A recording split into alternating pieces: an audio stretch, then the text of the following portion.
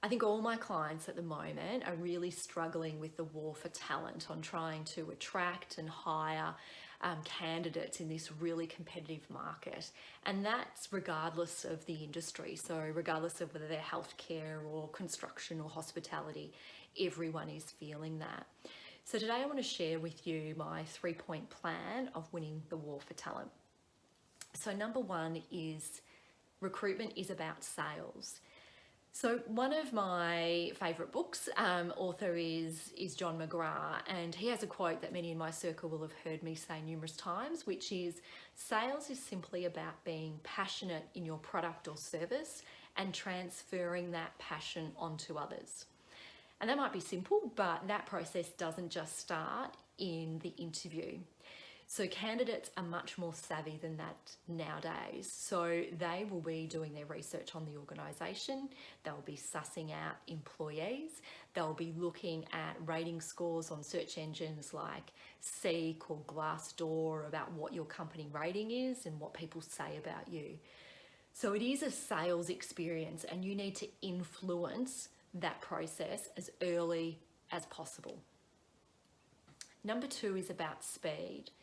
So the most suitable applicants are found to actually apply for positions within the first 5 days. So you need to be quick. Some organisations will wait until the closing date and then they start screening applicants and scheduling interviews. You can't do that. You need to give that positive first impression, be dynamic and responsive. That's the impression that your candidates want about your organisation. And it's also found that if you're able to make an offer on the same day as your interview, you double the likelihood of securing that candidate. So you can't wait, because your candidates certainly won't. And number three is about hiring for attitude and training for skills. And this is an old adage that's been around for years, but I wanted to share with you sort of 5 key skills that have been found to be the successful attitudes that you want to look for. And the first one is positive work ethic. So what you can look for here are things like, did they have early engagement in work? Whatever the case, is there a history that they've been able to apply themselves to something and reap the rewards of that? So similar to that is perseverance. So you want to look for their history at completing something. So have they toiled away? Have they stuck at something and completed it? Number three is achievement. So this isn't necessarily just academic or in an employment aspect. It could be in a sporting environment, or it could be in the community as well, things to look for. Number four, which is an interesting one, is the ability to work in environment without conflict. And so things you might look for here is, have they got a stable work history, or do they change jobs regularly?